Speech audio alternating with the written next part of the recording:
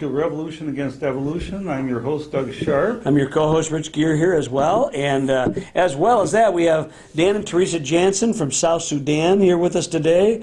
And I'm really excited to have them. Dan's been a part of our show, was part of our show for many years, and now they're serving really, it's an all-encompassing mission field. You're doing really a well-rounded, a lot of programs, and we'll get into that in a little bit. I just fascinated to have you, and fascinated and happy to have you on the show today with us. And Dan, I really appreciated you being part of our crew as we were doing a Revolution Against Evolution here in Michigan. And today we would like to talk a little bit about what your mission field is doing in South Sudan, some of the issues that are going on in South Sudan, why this country is the newest country, one of the newest countries in the world, and what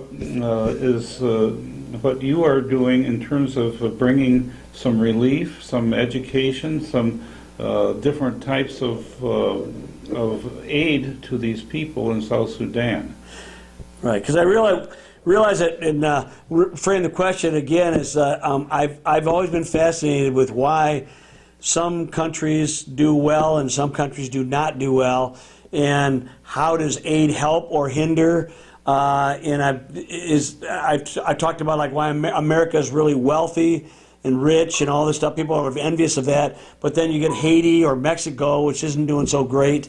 Mexico not as bad, obviously, as Haiti. And I know there's a lot of factors. It's a complicated question, but we talk about geographical, cultural, spiritual, economic, all kinds of issues that play into this. And I think you're involved in all of these areas in some form or another. So you want to talk about some of that, some of the difficulties, and again, a perception that some people who are watching the show may not realize is that, I mean, maybe they even thought this. I kind of have to admit, I sort of thought this myself. When South Sudan broke off from North Sudan, that was Islamic, and South Sudan was supposedly ostensibly Christian, and yet they still seem to have all kinds of problems. So things don't work out as quick as you think it's going to work out. And there's probably a lot of things like even Christianity here, a lot of baggage that's left over. So if you want to talk about some of those things, or any or all of them, I'd be really excited to hear that. Yeah, so South Sudan has a really interesting history. You're right, it is still the newest country in the world. South Sudan has a really interesting history that has brought it to this moment in time. It was a British colony at one point in time. All of Sudan was, and then when the Brits left, they turned everything over to the Arab North, and so South Sudan then was under an oppressive Arab regime at that time. And everyone had such high hopes for South Sudan when it gained independence. The Comprehensive Peace Agreement signed in 2005, and then when it was finally realized in 2011 and declared an independent nation, everyone had high hopes. But unfortunately, there have been still a lot of challenges that have happened. Part of that is the lack of infrastructure that exists in the country. When it was under the control of Khartoum, none of the investment ever was invested into South Sudan. Roads, bridges, schools, institutions like hospitals, things like that, just never were built. And so the entire infrastructure of the country is really lacking. We have some paved roads now, still not a lot. Well, the paved roads that we have there's been a few being put in, some by Chinese projects and things like that. But oftentimes the roads get so bad that they're actually worse paved, right, than when they're unpaved. When they're unpaved. We just recently had a paved road that was put in just a few months ago, and within a week, actually, the road was washed away. We're having an unusual rainy season this year, and so we do have severe and extreme weather conditions that I think also impact a little bit. We lost that whole road just in the course of a week. They fixed it, but it washed away. It was one area, I think, washed out. Yeah. And There's no, the bridges, of course, we have the Nile, which is such a blessing in so many ways, but it goes through the entire country. And until recently, there was only one bridge across the Nile, and that was here in Juba. Now a second bridge has been constructed, but still for an entire country that's transected by a major river like the Nile, can you imagine even only having two bridges? And I don't know what will happen to the bridge. Just one, actually. Well, the second one isn't open yet, but Right. hopefully it'll be open soon to alleviate that. You can wait for an hour and a half in traffic to cross that bridge, and we don't have a lot of cars per capita, so just really underdeveloped, and the infrastructure isn't there. And then the history of war. Most people agree that the biggest cause of poverty in the world is war. And so first the country was at war with the North, and then now it continues in civil conflict with internal factions that are fighting amongst each other. So even though we're not in a state of war every moment, everywhere, there's definitely still war activities that are going on in the country. Everywhere I go, people tell me that they're in insecure situations, and almost everywhere in the country they've left their village setting, a rural village setting where they farmed, and they've moved into the city. So they're transplants from village areas to the cities where it's very hard for them to be productive and to support themselves. And so we're talking somewhere between a quarter and a half of the population is displaced at this time. That's an incredible number of people of 11 million. And I'm not making up these statistics. It's really the displaced people in South Sudan is very, very high. You can't hardly get away from it anywhere in the country where people have left their village settings, and they said that this insecure, they've got to move close to the towns or into the towns and the cities. So the insecurity is more in the rural areas. Is that what you're saying, or is it? I mean, they're moving from the rural areas to the cities because of safety issues. Is that what you're saying? Yeah, the government has pretty good control over the urban areas and is providing a measure of security. But there's insecurity in the rural areas. The country is just vast, and there's no way to provide security for those rural areas. It's a situation where the factors are a little different in many different places. There's militias.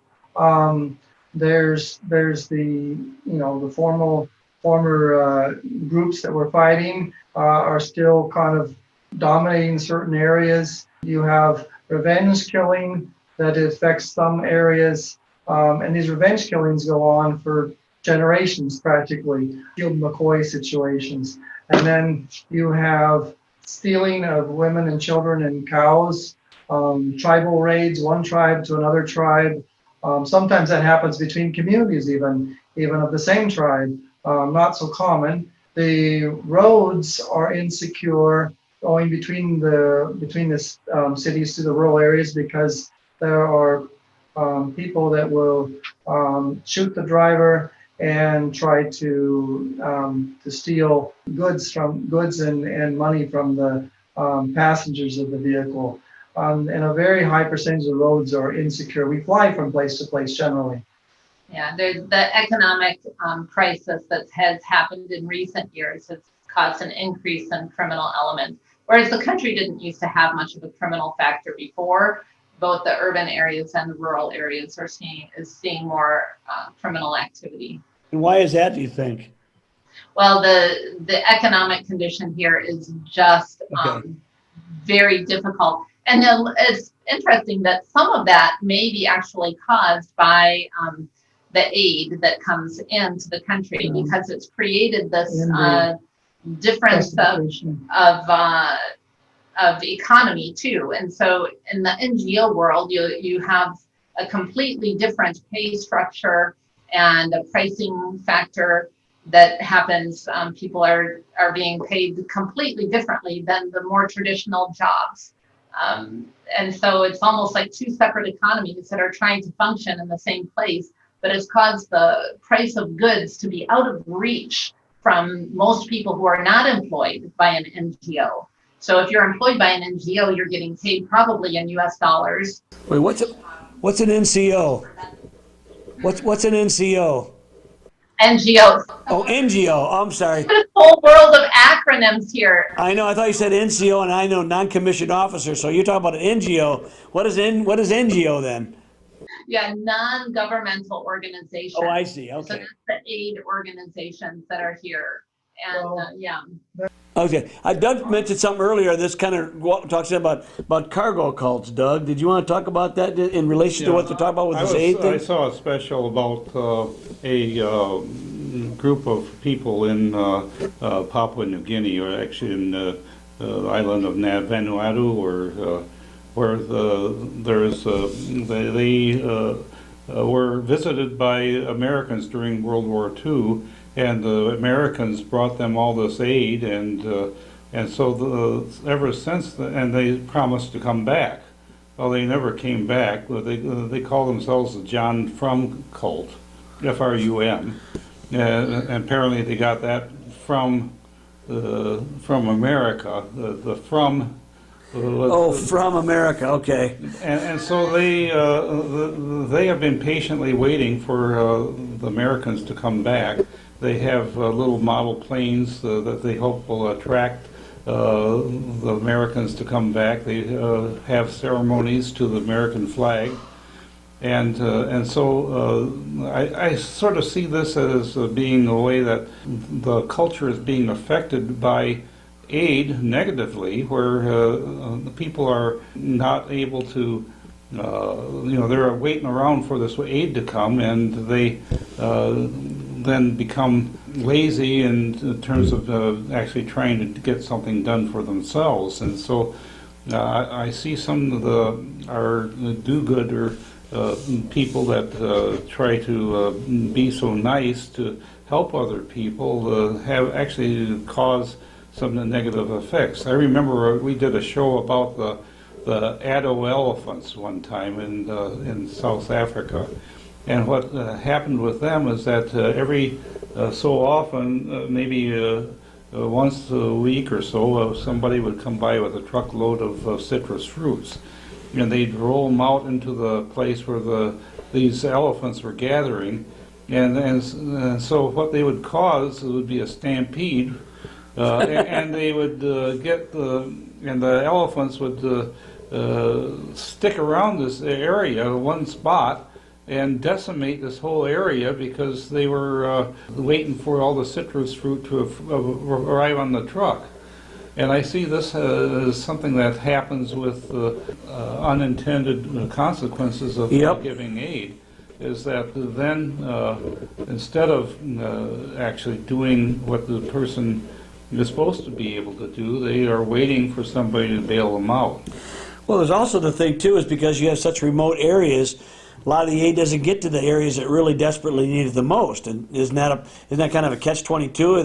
If the aid gets there, I know back in the day, before they broke off into their own country, they weren't getting the aid anyway. The North was not sending it there. We were talking about that a little bit, I think, but even now, it still is not getting there. Is that correct? Yeah, that's true. It's interesting when I talk to some of the older folks here, they remember years where life was pretty comfortable. People lived with their cows. They had everything they needed was provided by the cow. Their expectations were pretty simple, and they enjoyed a comfortable life. And then they had the rage that started happening from the north, and that's when things really seemed to shift. And now with the influx of aid, I used to see, like what Doug, you were talking about, with people who would just wait for the aid to come, and they would move to the city because that's where the aid came to, and it didn't reach the rural communities. And it's trying to get out to the rural communities more, but the challenge is that there's no infrastructure. The roads are not even there sometimes. We recently had a team that just returned from the field, and they were going to try and drill a borehole, a well, for the people, because the lack of water was was really causing a lot of problems. It was causing conflict between tribes. It was causing insecurity for women and girls who would have to walk into the bush and maybe encounter unsavory people while they were there and were being violated. And so we wanted to drill a borehole in this area to bring the water access point closer to the people so that they could remain where they were. But to get to that region, the roads had become completely overgrown.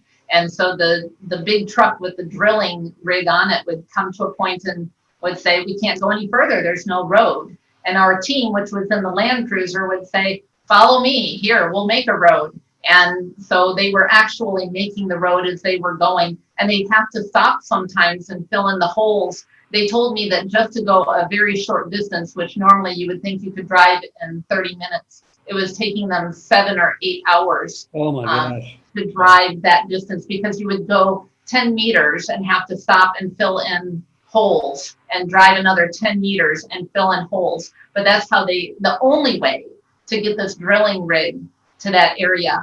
And a borehole is something that people really have a difficult time doing on their own, right? A well is so it's something that's really hard to do on your own. You need someone to help with that. So there's this twofold thing with, aid is really needed in some places. The country really does need aid. But at the same time, you want to build the capacity of the local people to continue to develop on their own and not take that away. One of the things that I have noticed that has happened with the secular aid industry is that they come in with what's known as a rights-based approach. And they tell people you have a right to things, whatever, you have a right to help. Not be poor. Sometimes, you have a right to not be poor, you have a right to good health, you have a right to a lot of things that we all want, and frankly, we should have a right to. But what ends up happening to people when they say, I do have a right to not be poor, so that means you better give me something so that I'm not poor, because that's the only option I see. I am poor and I don't have a way to change that. You're not poor, then you need to look for someone who's worse off than you are and see how you can help them, because there's someone always who's worse off. And that's how also you restore people's dignity. Well, that's how you find fulfillment. If you're investing in other people's lives, you're seeing lives transformed. And the basis of what we want to do here is Christ-centered transformation. And I think that finding ways that people can engage in exchanging one thing for another and build the local economy, because the NGOs oftentimes they create a false economy, a fake economy, because everything the whole economy it can be a fledgling economy just starting out, and then it starts to center around all the distributions, all the things that the services that the NGOs provide. If they're not doing Christ-centered transformation, then they hire up the young people that are highly educated, and when those young people should be doing business type activities to build the economy, they're shifted over to centrally planning the economy. And when economies are centrally planned, and there's an envy element that starts coming in through dependency and entitlement, then even looting and corruption is justified in that kind of a situation. And so we really have to build the concept of what service, what good can you provide to someone else that you can exchange back. And so when we go in with aid, we've got to think outside the box, get rid of our old ideologies about how we're supposed to do aid, and that people are a product of their environment. People are not a product of the environment; they're a product of the choices they make. But this Western ideology has produced this idea that we can come in and just fix people by giving them the things that they need. And actually, what they need is dignity restored. They need to go back to building the exchanges, and aid should come with exchanges. people exchanging something. And there are tons of natural resources to exchange, and that's what we're doing. We're looking at those natural resources and trying to help them develop them so that they have something in exchange for the things that they need. And that builds the economy. And we're undermining the economy. We're actually seeing undevelopment occurring, people going backwards, people whose ancestors taught them how to harvest seed and how to exchange save something and exchange it for tools that they needed. And today, undevelopment comes with aid, where people are producing less seed, they're producing less crop, and they're relying on their neighbors, and then they're relying on the NGOs. Any little thing related to a several week dry period, which maybe in the past they would have just accepted as part of the normal climate, now is claimed as being a famine situation, and the hunger period starts earlier, and so they need more aid because they're producing less crop in most places, and they're saving less seed, and they're taking the tools that are given to them. So oftentimes they're taken to the market and sold for what they need, and then they say those tools were inferior. Those tools were low quality, and they need new tools next year. So we're not building resilience on the average, but we got to build this exchange program or exchange system into what we're doing. So would you say that the NGOs may be exhibiting a little bit of Marxist type of philosophy, and that is based on an evolutionary worldview? That may be part of the issue? I think people are a product of a welfare state, socialist welfare state, and in its activities and the effect of them, even when it's not intentional. But there's really good NGO activity going on too that is about community transformation. That's what we're trying to get behind. We're trying to spread that kind of. We would like to reform the NGO world and cause them to start shifting the way that they do things, and to build resilience and in the communities. But if we don't bring in the Christ-centered transformation, even when someone gets additional income, they might, from some kind of change introduced by an NGO, they might go and get another wife, and then with the extra income, and then they will abandon the other wife and leave children abandoned. They might go and drink with their buddies more nights a week, come home and beat their wife. We need the real transformation occurring that goes along with appropriate technology and development. It's got to be a transformation of the mind. You have also done some work in trying to bring up the education to the point where, and there is opportunity with the government inroads to have Christian values being taught in the public education system. Can you tell a little bit about that? Yeah, so education is a big need here in South Sudan. And interestingly, it's a value that is very much embraced by the South Sudanese. They see education as being the key to the future.